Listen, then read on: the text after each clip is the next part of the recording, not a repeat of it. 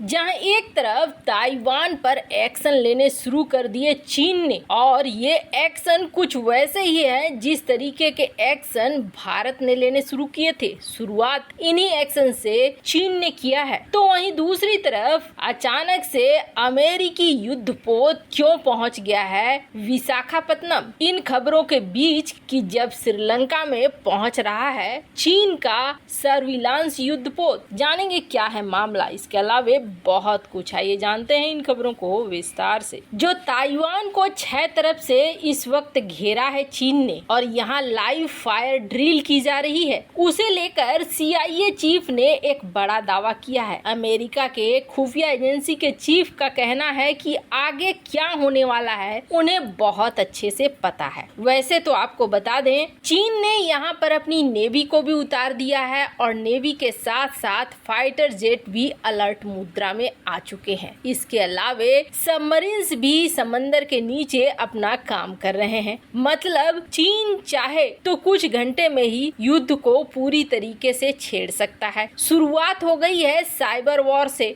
और cyber war के जरिए कहा जा रहा है कि लगातार ताइवान के महत्वपूर्ण वेबसाइटों पर और डेटा पर हमले किए जा रहे हैं। पर इसके अलावे चीन ने सबसे पहले ताइवान पर सेंक्शन लगाने शुरू कर दिए, और ये सेंक्शन किस चीज के लिए? व्यापार पे लगाने शुरू कर दिए हैं। अब व्यापार पे लगे ये प्रतिबंध किस किस पर लागू होते हैं? अब से पहले तक तो चीन ने ताइवान के पाइनएप्पल बंद किए थे, पर अब चीन ने लगभग ताइवान के सारे व्यापार पर प्रतिबंध लगा रखा है, सिर्फ एक व्यापार को छोड़कर। और वो व्यापार किसका है? वो व्यापार है सेमीकंडक्टर का। ताइवान की सेमीकंडक्टर पर पूरी दुनिया निर्भर करती है। अभी दुनिया में लगभग 50 से अधिक % सप्लाई अगर होता है सेमीकंडक्टर का तो वो ताइवान के जरिए ही होता है। और ताइवान की बात करें तो ताइवान का कुल खुद का 738 अरब डॉलर का व्यापार है,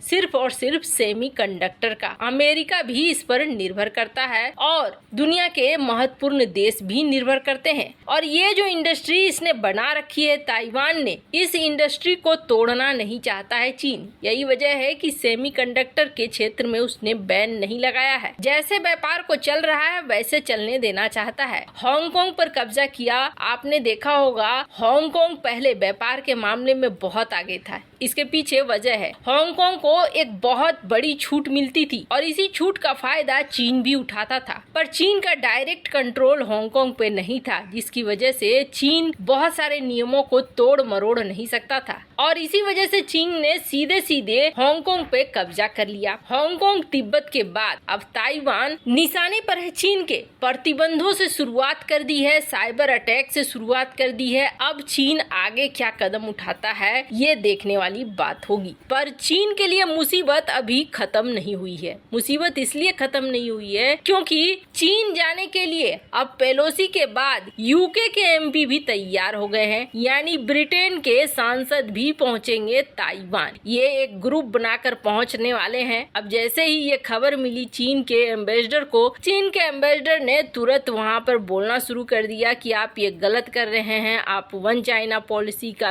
विरोध कर रहे हैं, आप ठीक वही काम कर रहे हैं जिस काम को चीन पसंद नहीं करता है। एम्बेसडर जेंग जुआंग, इन्होंने चाइना यूके रिलेशनशिप के ऊपर ये बात कही कि जिस तरीके से हमने मना किया है उसके बावजूद नैन्सी पेलोसी गई और अब यूके के MPs जाना चाहते हैं। अमेरिका के पदचिन्हों पर चल रहा है यूके ताइवान के इशू पर, और ये सही नहीं है। ऐसा चलने से हमारे रिश्ते और भी ज्यादा बिगड़ जाएंगे। ऐसे आपको बता दें, जो बाइडेन के साथ मीटिंग में शी जिनपिंग ने कहा था आग से खेलने वाली बात, वही बात इसने भी चेप दी। इसने भी यूके के सांसदों को यही कहा कि आप आग से खेल रहे हैं, आग से मत खेलिए। खैर, ऐसा लगता है जैसे कि ये अभी धमकियां ही देते रह जाएंगे और यहाँ अमेरिका के बाद ब्रिटेन भी अपने MP को उतारेगा। वैसे तो भारत में भी ये बात हो रही है, में भी कांग्रेस ये कह रही है कि भारतीय स्पीकर को भी और भारतीय सांसदों का एक डेलीगेशन भी पहुंचना चाहिए ताइवान। और ताइवान कार्ड को ठीक वैसे ही खेल सकता है भारत जिस तरीके से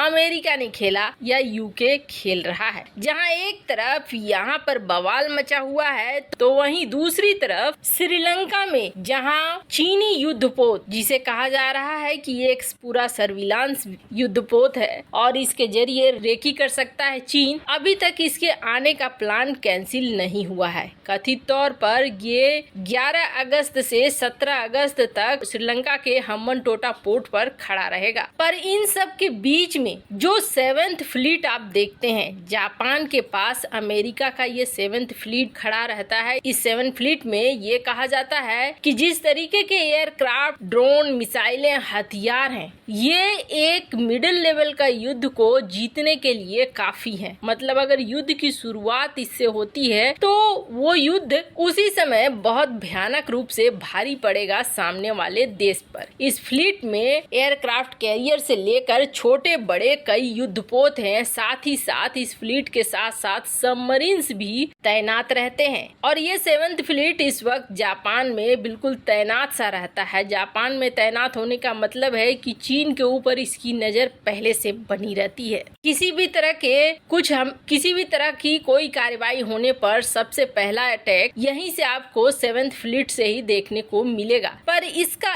एक और युद्धपोत है और यह युद्धपोत काफी महत्वपूर्ण है। इस युद्धपोत का नाम है USS फ्रैंक केबल AS-40। ये अमेरिकन नेवल वॉरशिप है जिसको खास तौर पर सबमरीन्स के सपोर्ट के लिए बनाया गया है। सबमरीन का सपोर्ट ये कैसे करते हैं? तो दरअसल जो भी सरफेस शिप होते हैं, मतलब समंदर के सतह के ऊपर, और जो सबमरीन्स होते हैं उनके अपग्रेड का काम खास तौर पर जो 7th फ्लीट के अंदर जो भी सरफेस शिप हैं और सबमरीन्स है वो इनके ही हाथ में रहता है। पर अब ये जो युद्धपोत है USS फ्रैंक केबल, ये 1 सप्ताह की लंबी यात्रा पर विशाखापत्तनम पहुंचा है। 1 सप्ताह की यात्रा पर ये ऐसे समय में पहुंचा है जिस समय में श्रीलंका में कथित तौर पर तैनाती होने वाली है अगले ही सप्ताह इसके युआन वैंग 5 का। वैसे तो इस विजिट को एक फ्रेंडली विजिट बताया जा रहा है, एक दोस्ताना विजिट बताया जा रहा है। कहा जा रहा है कि जिस तरीके से हमारे 2+2 यानी अमेरिका और भारत के 2+2 रिश्ते बहुत ज्यादा मजबूत हो रहे हैं, उसी के आधार पर